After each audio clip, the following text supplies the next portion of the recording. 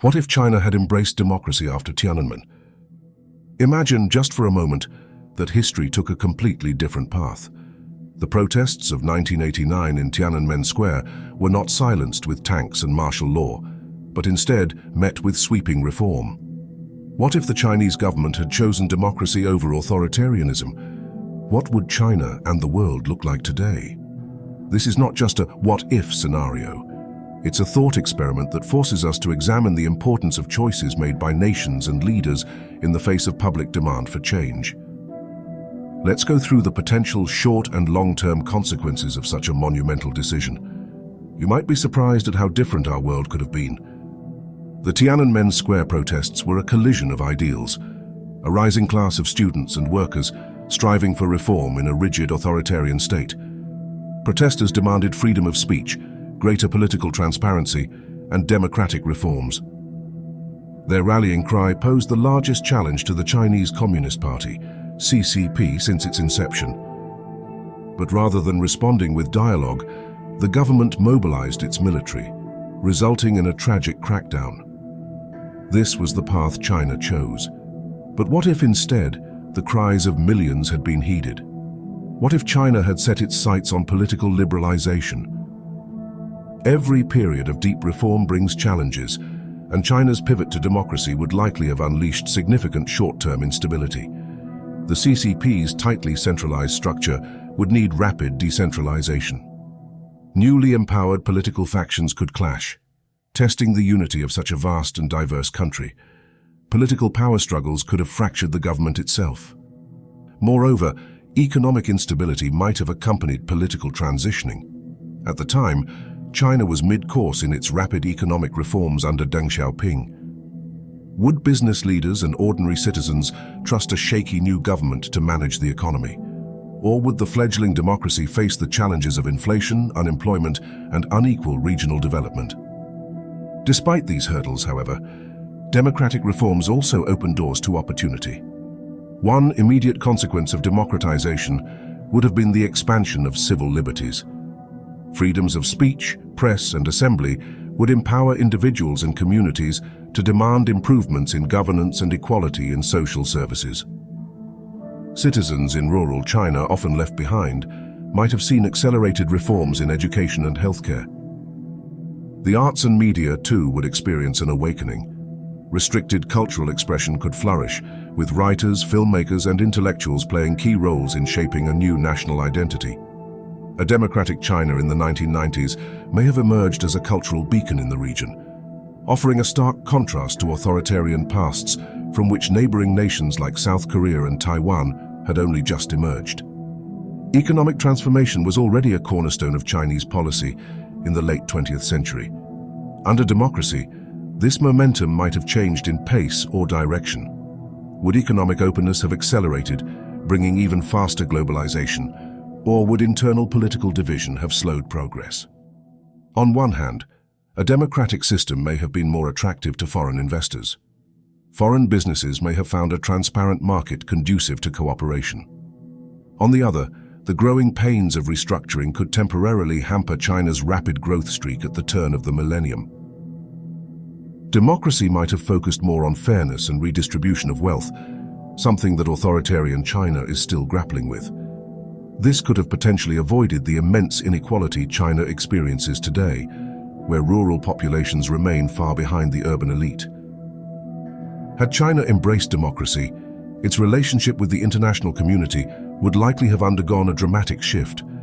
The global powers, particularly the United States and Western Europe, would view a democratic China as an ally and collaborator rather than a strategic rival. China could have aligned itself with organizations like NATO and the G7, advocating for global democracy. Asia would have been reshaped politically. Authoritarian regimes in the region, such as Myanmar, might have succumbed more quickly to democratic waves, inspired by China's transformation. Taiwan, often a flashpoint for conflict between China and the West, might have enjoyed more peaceful relations with a democratic mainland government, turning a historical standoff into an opportunity for reconciliation.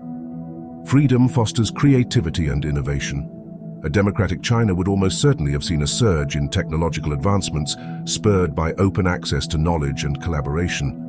IT hubs could have emerged even earlier than in the current system, rivaling Silicon Valley in the 1990s. Would giants like Baidu, Alibaba and Tencent still rise, but under freer conditions contributing openly to global innovation? Or would a decentralized democracy have stifled their emergence, struggling to coordinate large-scale capitalist expansion? These questions underscore the uncertainty of this alternate timeline. Similarly, cultural industries, film, art and literature, would thrive in a freer society. Could democratic China already have positioned itself as a pioneer in global soft power through cultural exports, as South Korea has done with K-culture? If this path had been taken in 1989, what would China as a democratic nation look like today? Its economy might be narrower but more evenly distributed. It might be more of a global ally and less of a rival to the United States and the European Union. Citizens could enjoy fuller civil liberties, and regions like Hong Kong and Tibet might exist in greater harmony with the central government. A democratic China would likely play a greater role in global collaboration. Would a freer and more open China have transformed key issues like climate change?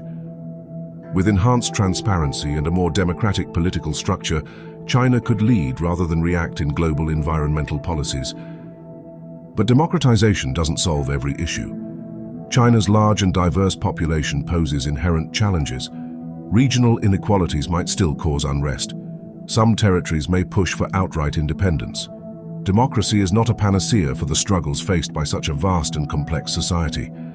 Still, it creates a system where public voices can chart the nation's path. A democratic China would transform the entire global balance of power. With its scale and influence, China under democracy might have pressured other authoritarian regimes across the globe to reform. Nations such as North Korea, Russia, and others, heavily reliant on China's loyalty, might have faced unprecedented isolation. Conversely, the rise of democratic China could rebalance global discourse on democracy's effectiveness. Could we have avoided today's increasing skepticism of democratic systems had one of the world's largest nations become a shining example of its success? As we look forward, it's fascinating to debate the what-ifs of history. What would China have gained or lost in its path to democracy? And what would the world have gained or lost with such a transformation? Would the transition have created a peaceful, rising democracy, or more unrest and instability?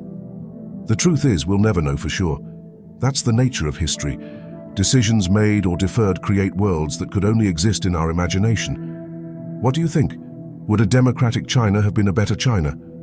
Or do you believe the current system, however flawed, achieved greater results?